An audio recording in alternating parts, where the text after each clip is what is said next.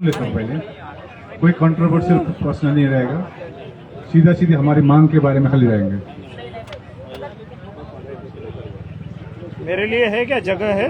बैठे ना।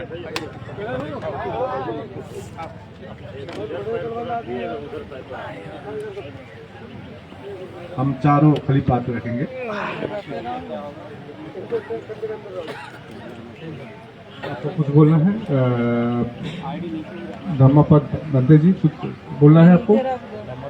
कुछ बोलना है आपको? कुछ बोलना है? धर्माचार्य बंदे जी, बीनाचार्य बंदे जी, कुछ बोलना है?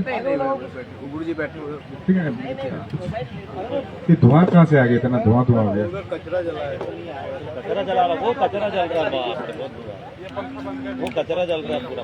ये पंखे को थोड़ा बंद कर दो। तो पंखा खींचेगा, पंखा बंद कर दो। बहुत खींचेगा ना वो। इसको लगे।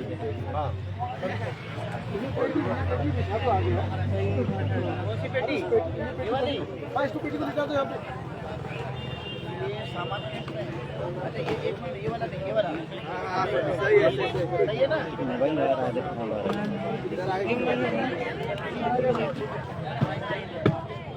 ज्यादा ऊंचा हो जाएगा क्या? ये वाली ये वाली यहाँ रखिए, पेटी को यहाँ उल्टा दो उसको।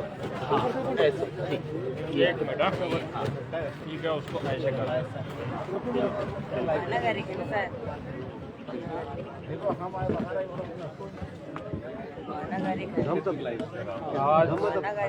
आवाज इंडिया वाले भी आ गए क्या? हाँ इंडिया वाले हमारे साथ चले। ना नहीं चालू नहीं है माइक तो। इंडिया आवाज इंडिया नागपुर से। वो आवाज इंडिया। आवाज इंडिया भी है। अमन जी आए क्या? टीवी है, न्यूज नहीं है, दिखाएगा नहीं आपको? हाँ। दिखाएगा भाई, नहीं हम दिखाएंगे ना। टीवी ठीक है, न्यूज चैनल नहीं है, हम देख लेंगे उसको। इसीलिए हम इनको छोड़ेंगे। आंध्र प्रदेश फेसबुक लाइव चल रहा है, ले जाओ। अच्छा, मैं रिक्वेस्ट कर रहा हूँ आप लोग फेसबुक लाइव भी जाइए। फेसबुक जो है फेसबुक लाइव जा सकते हैं।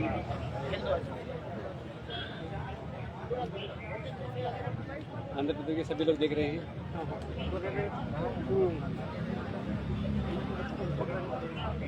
भाई हेलो, ये पन्नी नीचे रखो, पन्नी साथ में ले लो। नीचे रखो, नीचे। अरे पन्नी साथ में ले लो भाई। मेरा फोन कहाँ है? लावा जी एक बार साउंड दे दीजिए, हेलो कर दीजिए। हेलो, हाँ करना है आइए, आ सकता है। हेलो, सबको साउंड आ गई? पन्नी नहीं गिर जाए।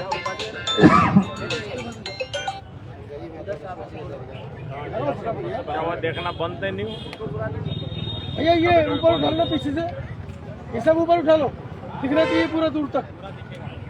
इतना ऊपर नहीं यार, आप स्वर्ग भेजना है क्या? बनते ही स्वर्ग आए थे। हेड तो ऊपर रख दे, हेड तो। पीछे वाले को अभी कर लो, जल्दी कर लो। अब तक पकड़ के रखेगा। इसको डिस्टर्ब मैं नहीं करूँगा। अरे हम होने नहीं देंगे रिश्ते। करो आराम से। आने दो वहाँ तक ही है। भैया भैया ये थोड़ा साउंड थोड़ा साइड में कर देना। चलिए शुरू करें। शुरू करें। आकाश साहब 31वां दिन है, क्या अपडेट है? देखिए, आज 14 मार्च, आज पूर्णिमा के दिन, आज 31वां दिन भी हम लोग ने धरने में यहाँ पर बैठ कर ही अपने विचार रखकर हम लोग ने आज सरकार के आस में बैठे हुए। वैसे तो हम लोग 2 दिन तो एक्सपेक्ट ही नहीं कर सकते क्योंकि 2 दिन छुट्टी है, लेकिन सरकार सीरियस है तो निश्चय सरकार आकर कुछ ना कुछ मतलब लिखित आश्वासन जरूर देती। आज सुबह सुबह मेरे को कोई पूछ रहा था, आकाश जी कहिए ये धरना, आंदोलन, प्रदर्शन, जुलूस निकालने से क्या होगा? तो मैंने उनको एक ही जवाब दिया, इससे ये सिद्ध होगा कि हम बहुत जीवित हैं, बहुत शांत है। ठीक है, हम जीवित हैं क्योंकि जो आंदोलन अभी की नहीं है, 134 साल हो गया है। इसमें परमानेंट एक सॉल्यूशन हम लोग मांग रहे हैं, परमानेंट। और तो परमानेंट सॉल्यूशन वही है कि बीटी एक्ट जो 1950 से पुराना जो कानून है, वैसे भी आर्टिकल 13 क्लियरली लिखता है कोई भी कानून 26 जनवरी 1950 के कानून शून्य होती है, लेकिन ये अभी भी चली आ रही है। अन्यपूर्ण उस समय में बनी, उस परिस्थिति में बनी होगी ये, और क्या षड्यंत्र से बनाया होगा, लेकिन अभी के परिस्थिति में ये बहुत असंवैधानिक है, अन्यायपूर्ण कानून है। इस कानून को पूरी निरस्त किया जाए और बौद्धों की तीर्थ स्थल में महाबोधि महाविहार में कमेटी में संपूर्ण बौद्ध हो, यही हमारी मांग है। पूर्व मुख्यमंत्री जीतनराम मांझी कह रहे हैं, जो इस आंदोलन का सपोर्ट करते थे, कि ये आपकी मांग अनुचित है, आपको अनुचित बोल रहे हो। देखिए, वो राजनीतिक एक हस्ती है और राजनीतिक हस्ती का बयान क्या होता है आपको मालूम है, मैं बोलना नहीं पड़ता है, वो कब पलट जाते हैं पता नहीं चलता है। उससे पूर्व उनके कई वीडियो भी हमारे पास है, जब महाबोधि महाविहार को समर्थन कर रहे थे। तो राजनीतिक लोग हैं, उनकी अपनी व्यक्तिगत सोच है, उनकी अभी कोई कंपल्सन में होती है ना। जीतनराम मांझी कह रहे हैं कि बुद्ध सबको एक साथ लेके चलते थे, आप लोग बांट रहे हैं। नहीं, हम यही चाह रहे हैं, जो जीतनराम मांझी जो बोल रहे हैं वही करे। हम भी तो बौद्ध भी तो यही बोल रहे हैं ना।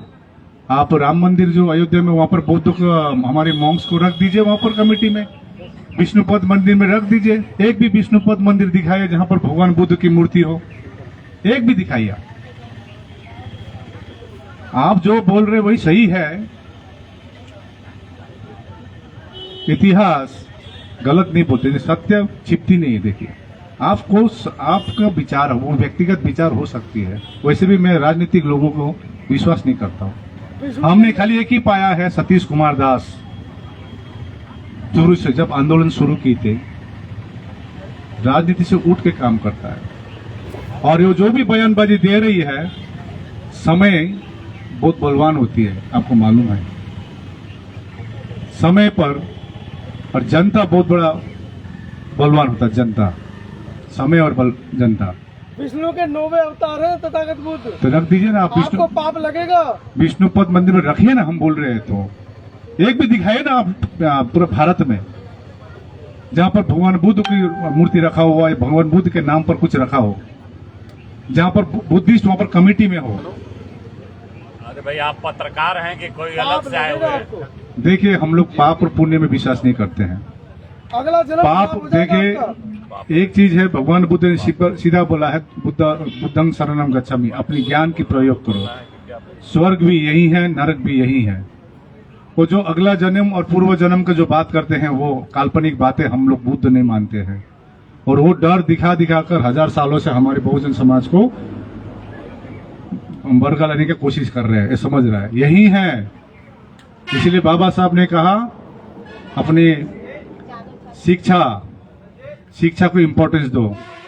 अभी शिक्षित लोग, जो बहुजन समाज में शिक्षित लोग, अब आज एक बहन बोल रही थी, वो पाखंडबाद में थे, जहां शादी हुई उसके बाद उनका परिवर्तन, आप उनसे एक स्टोरी ले लीजिएगा। तो जो भी हो, हम पाप और पुण्य में विश्वास नहीं करते हैं, और हमारी जो मांग है ये, मैं आपको और एक जानकारी दे दूं, 10 तारीख को सुप्रीम कोर्ट में मेरे नाम पर ऑल इंडिया बुद्धिस्ट फोरम, आकाश लामा, हम लोग ने एक रिट पिटीशन फाइल की है, एक एफिडेविट दी है। ये रिट पिटीशन, क्योंकि हमको कई जन बोल रहे थे सुप्रीम कोर्ट में ऑलरेडी पेंडिंग है केस 2012 से, अलग से ऑल इंडिया बुद्धिस्ट फोरम क्यों डाले इसमें? और सुप्रीम कोर्ट का ऑर्डर है 2018 का, मेरे पास कागज है, अभी दिखा सकता हूं। It is a legislative matter, it is not a judiciary matter. तो हमने जो एफिडेविट दी है, अभी जो रिट पिटीशन फाइल की है, वो 2012 से जो बनते सुरेश देसाई ने जो रिट पिटीशन फाइल की है, 13 साल हुआ, अभी एक भी हियरिंग नहीं हुआ है। और जो मैं बता रहा हूं, अभी कल ही वांगदी छिरिंग भूटिया की बेटी भी आई थी यहां पर, आप देखे होंगे उनको। जब हियरिंग के समय आता डिलीट कर देता था, तो हमने रिट पिटीशन डाली है कि 13 साल क्यों लग रहा है हियरिंग में। इसका कॉपी यदि चाहिए तो मेरे पास है। आपकी आवाज उठाने पर यूट्यूबर पे एफआईआर हो गई है, एक बनते भी एफआईआर हो गई है, तो हम सब लोग घर भाग जाए डर के मारे। देखिए, एफआईआर देखिए मैं बोलूँ आंदोलन, वो एक एडवर्टाइज आता ना, डर के आगे क्या है। कोई भी आंदोलन, ये डर, देखिए पाखंडवादी में जो डर हजारों सालों से डर डर डर डर रख दिया, ऐसा करोगे तो ऐसा होगा, ऐसा करोगे तो तुम्हारा बच्चा मर जाएगा, या तुम्हारा अगला जन्म में ये होगा, ये डर। तो आंदोलन का भी यही उसूल है, जिसके पास डर नहीं है, जिसके पास लोभ नहीं है, सबसे बड़ी बात। आज के दिन सब लोग होली मना रहे हैं, आप इतने लोग के साथ आज यहाँ बैठे। मैं आज बोल रहा था, आज मेरे जीवन में सबसे अच्छा होली आज हुआ है, क्योंकि यहाँ लद्दाख से लेकर महाराष्ट्र, प्रत्येक राज्य की विभिन्न जो असल इंडिया के जो इम्पोर्टेंट, जो विश्व गुरु के जो कल्पना करते हैं, ये यहाँ दिखने को मिला। मैं वैसे भी होली सभी जो मानते हैं उनको मैं मुबारक दे चुका हूँ। या भंते जी से बात कर सकते हैं आप। बंते जी मेरठ से आए हैं, बड़े क्रांतिकारी हैं, आपके नाम पर तो मेरठ में लाखों लोग इकट्ठा हो जाते हैं। लेट आए, देर आए, दुरुस्त आए, क्या कहना है इस बारे में उन्हें? जो 31वां दिन है आज का ये धरना आंदोलन का, जिसमें जो मुख्य मांगे हैं कि महाबोधि महाविहार ये हमें बुद्धों को मिलना चाहिए, और दूसरी मांग है कि जो एक्ट बना हुआ है बीटी एक्ट 1949 का, वो रद्द होना चाहिए। ऐसी दो मांगे हैं, और इसमें आप देख रहे हैं कि देश भर के लोग अब ये अपने अपने घरों से निकल करके इस धरना आंदोलन में शामिल हो रहे हैं। और उम्मीद है कि ये जितना बड़ा आपको ग्राउंड दिख रहा है, ये कुछ ही दिन के बाद आपको भरा दिखाई देगा। 31वें दिन की झलक आप लोग ये आज देख ही रहे कि एक तरफ तो दूसरा पर्व मनाया जा रहा है, लेकिन जैसे कि आकाश लामा जी ने बोला कि मेरे जिंदगी का ये आज होली का दिन है, तो उस तरह से भारत के तमाम बौद्ध जो लोग हैं वो लगातार ये आंदोलन को समर्थन कर रहे हैं। और आपने देखा होगा कि देश के अलग अलग जगहों में सड़कों पे लोग आए हैं, और अपने जिले में कलेक्टर के पास उन्होंने ज्ञापन भी दिया है। लेकिन अब वो ज्ञापन देने के बाद वहां से वो निकल करके इस धरना स्थल पे पहुंच रहे हैं, और लगातार ये लोग पहुंचने के बाद आप देखेंगे कि जो ये मांगे रखी गई है कि ये बौद्ध विहार हमारा हमें मिलना चाहिए, और ये जो एक्ट बनाया गया ये भी रद्द होना चाहिए। क्योंकि आप देख सकते हैं कि हर एक आदमी की अपनी एक श्रद्धा होती है। भारत का संविधान हमें ये अधिकार देता है कि अपने अपने धर्मों को मानने की उनकी स्वतंत्रता है, लेकिन हमारे ही विहार में ये ऐसा क्यों होते हुए देखने के लिए मिल रहा है। तो ये बहुत बुनियादी मांग है, और ये बुनियादी मांग मुझे लगता है कि ये आने वाले समय में कामयाबी की तरफ जाने वाली है। एक बड़ा सवाल खड़ा हो रहा है बंते जी, 12 अक्टूबर 12 मई बुद्ध पूर्णिमा पर एक कॉल कर दी गई है आज यहाँ बुद्ध फोरम की तरफ से। तो क्या जितने बुद्ध विहार में 12 या बुद्ध पूर्णिमा मनाई जाती है, क्या आप अपील करेंगे कि वो बुद्ध पूर्णिमा वहाँ पर ना मनाकर यहाँ पर मनाएं? जरूर।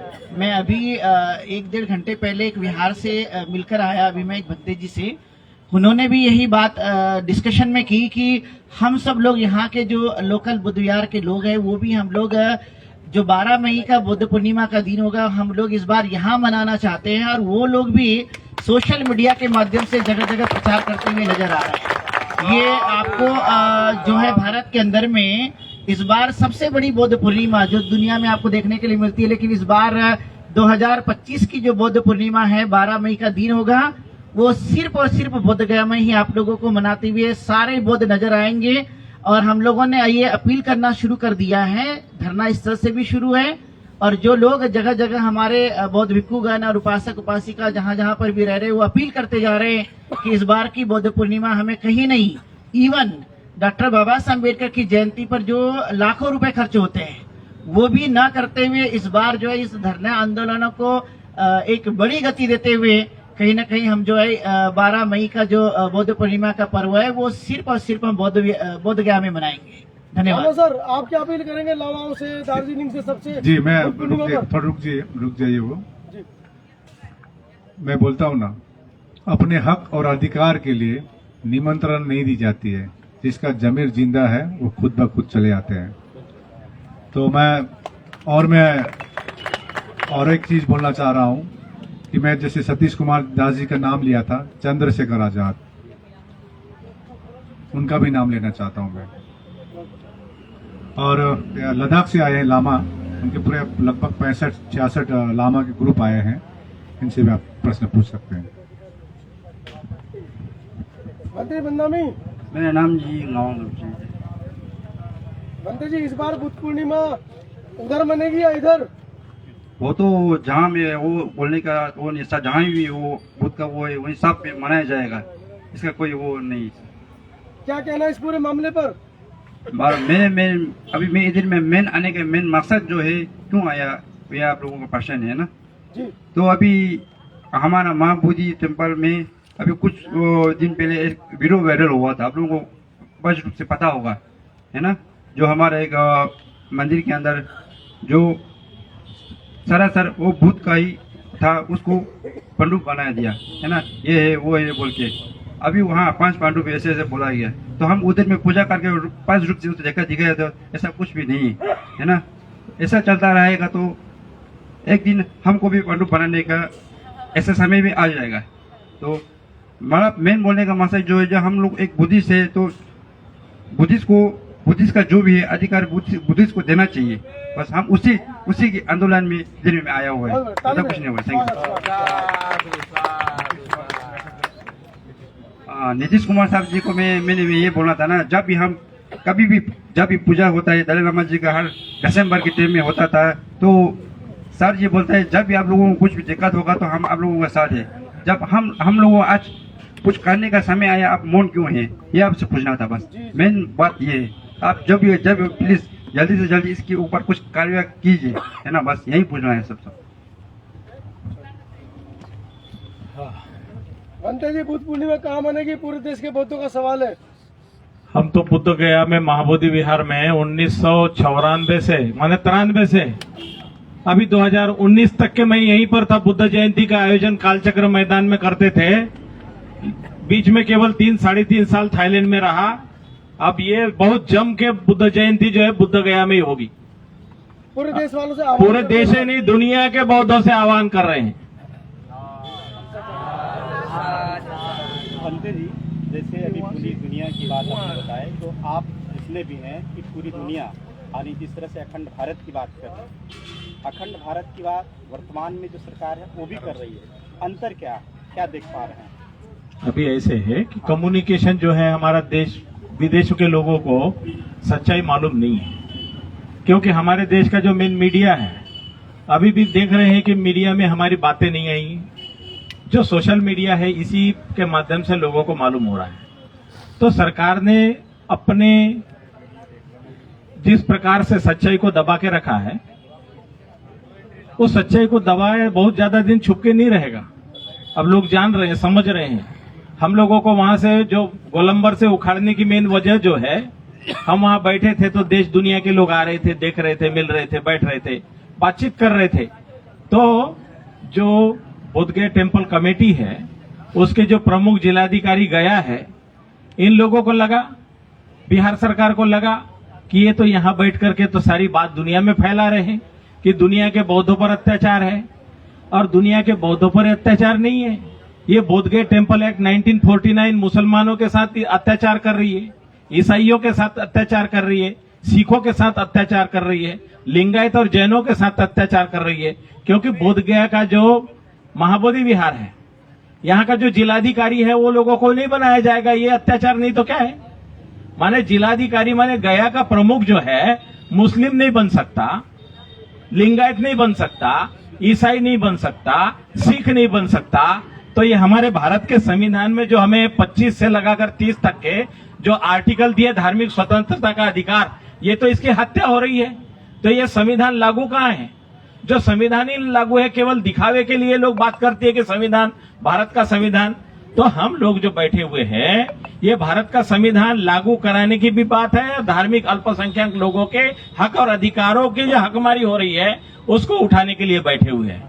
तो हमारे जो शीर्ष नेता हैं वो जब जाते हैं फॉरेन कंट्री, विदेश जब जाते हैं, वहाँ बुद्ध की धरती की बात करते हैं, तो फिर यहाँ बुद्ध को क्यों नहीं सम्मान? वो शीर्ष नेता जितने भी हैं वो झूठे और मक्कार हैं।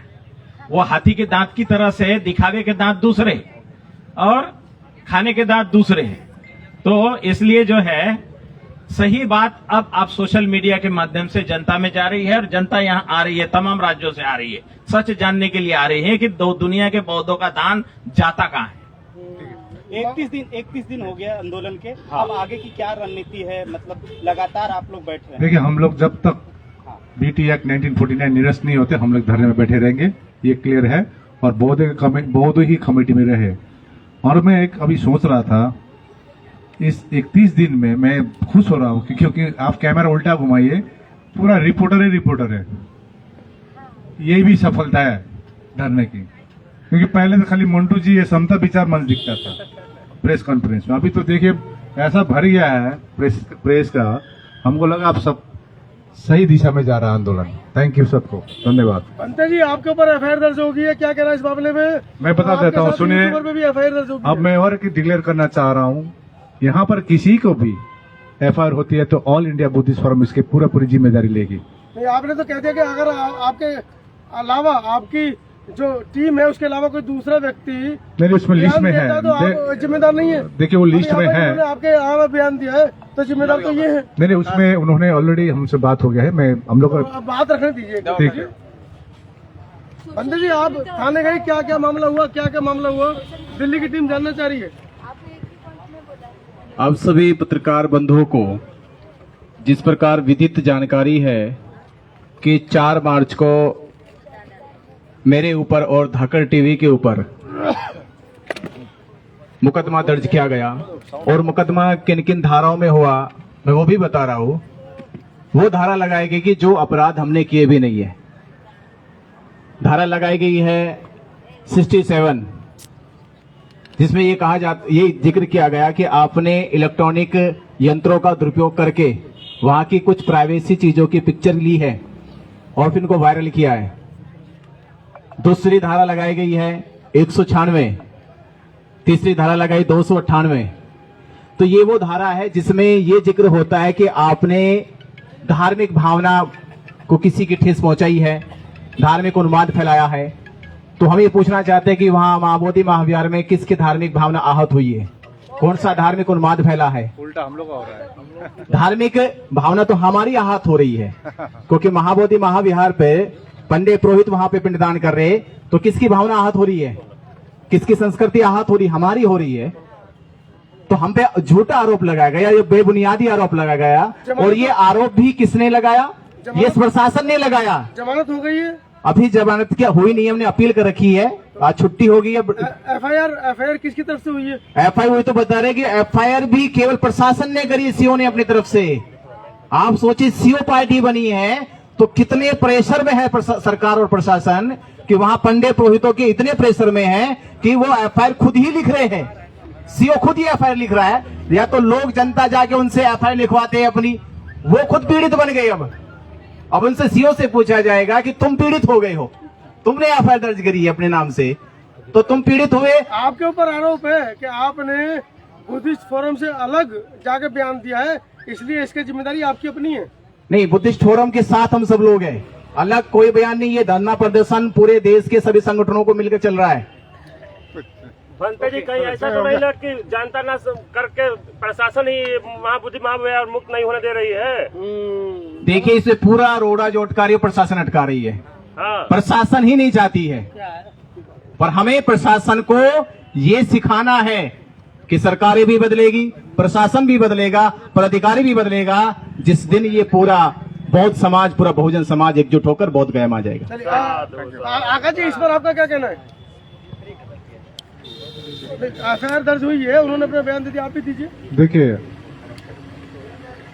आज हम लोग ने 11 तारीख को, अभी होली है तो हमको सिक्योरिटी, क्योंकि अभी तक तो कोई सिक्योरिटी दिया नहीं है, तो अभी 11 तारीख को लेटर अब दिखा दूंगा आपको, दिए थे, अभी तक सिक्योरिटी नहीं दिया है। एक सबसे बड़ी हथियार है, भगवान बुद्ध ने बोला है, silence is also one type of communication. Silent है मैं। थैंक यू सभी जन को। Thank you. शांति सबसे बड़ा